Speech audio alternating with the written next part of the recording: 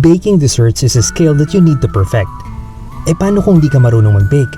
Madali lang yan. Today I will show you how to make a budget-friendly and easy to prepare no bake cheesecake. Ready ka na? Tara, luto tayo!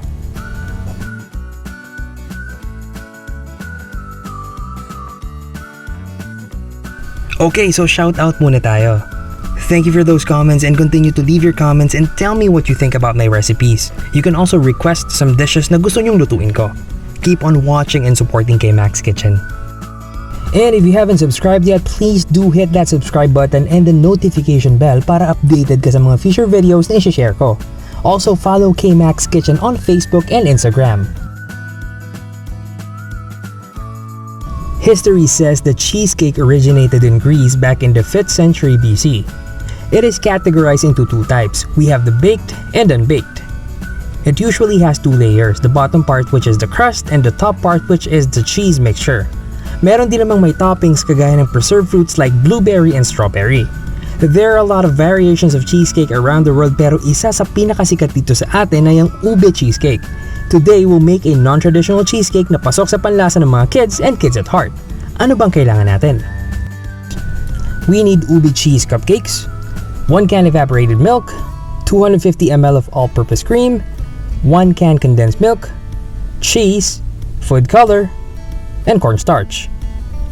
Measurements are in the description box. In a pot, ilagay lang natin yung evaporated milk,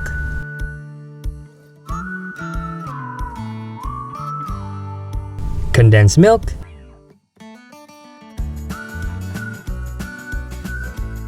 and all-purpose cream. Make sure na low heat lang dahil ayaw nating masunog yung mixture natin. Make sure to mix it consistently para well combined yung cream and milk.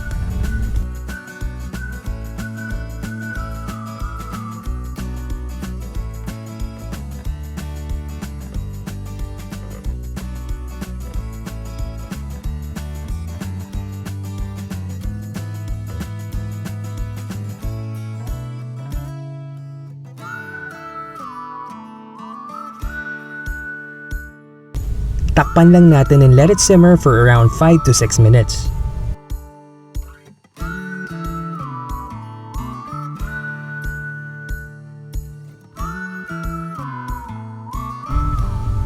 At this point, ilagay na natin yung cheese. I'm using processed cheese. You can use your preferred cheese, pwedeng cream cheese or white cheese, basta madali siyang matunaw sa mixture and hindi super strong ng flavor. Remember that we are doing a dessert and not a savory dish. Haluin lang natin hanggang matunaw yung cheese.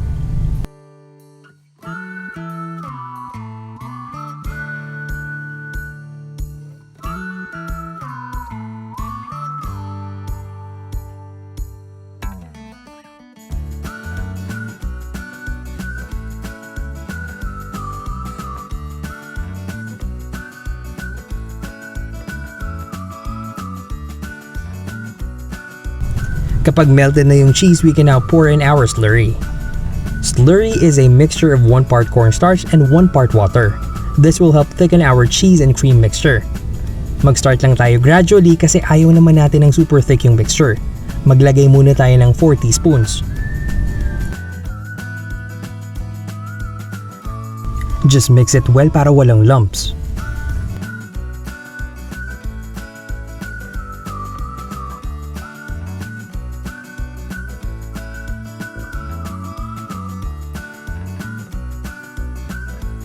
Hindi pa ako satisfied sa lapot niya so mag-a-add pa ako ng slurry.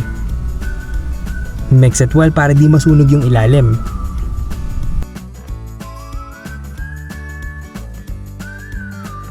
We are actually looking for this consistency.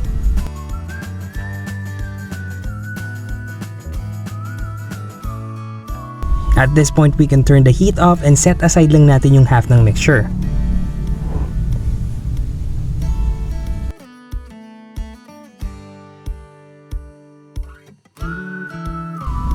Using our food color, maglagay lang tayo ng konti sa remaining half of the mixture.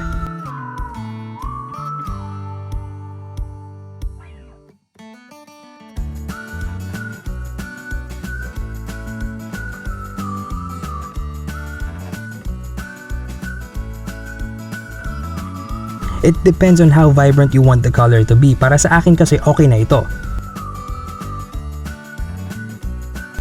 And we are done. Pwede na natin i-prepare yung cheesecake. In a container, maglagay lang tayo ng cupcakes natin. This will actually serve as our crust. Let's make sure na lalagyan natin lahat ng gaps para buo yung crust.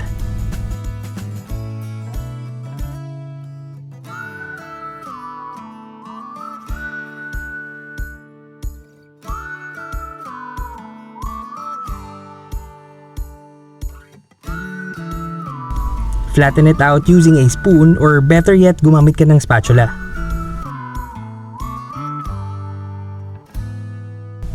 Let's pour in our white cheese mixture and spread it out.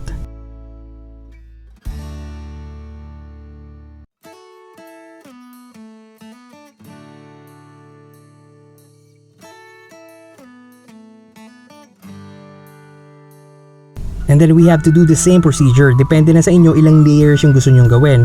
I will create 2 layers kasi medyo maliit lang ilalagyan ko. Pour in ulit natin yung white cheese mixture. Then our violet cheese mixture on top.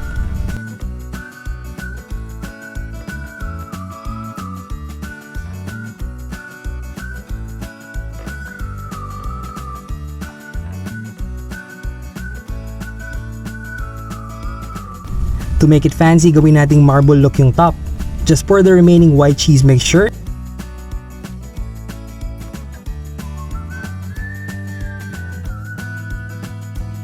Using a toothpick or a fork, just roll it on top of the cheese mixture, forming a marble pattern.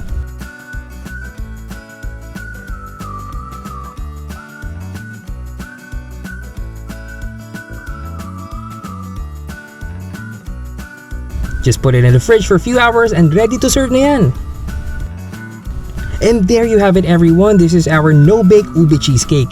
Pwedeng-pwede ito ngayong holiday season. Thanks for watching everyone, and if you like this video, please don't forget to give it a thumbs up. Subscribe ka na rin and hit the notification bell para updated ka sa mga future recipes na i-share ko. And share mo na rin to sa mga friends and family members mong mahilig kumain at magluto. And also don't forget to follow KMACS Kitchen on Facebook and Instagram. And if you have any questions or any suggested dish na gusto nyo lutuin ko, please comment down below. Malay mo, next episode natin yun na yung lutuin ko. Again, this is Kirby of KMACS Kitchen. Tara, kain tayo!